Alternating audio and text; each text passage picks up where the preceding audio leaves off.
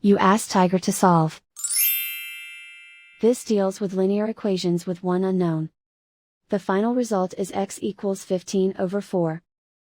Let's solve it step by step. Simplify the expression. Expand the parentheses. Multiply the coefficients. Simplify the arithmetic.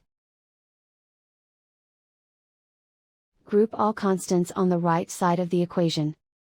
Add 6 to both sides. Simplify the arithmetic.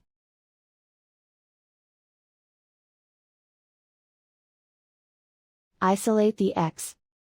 Divide both sides by 4. Simplify the fraction.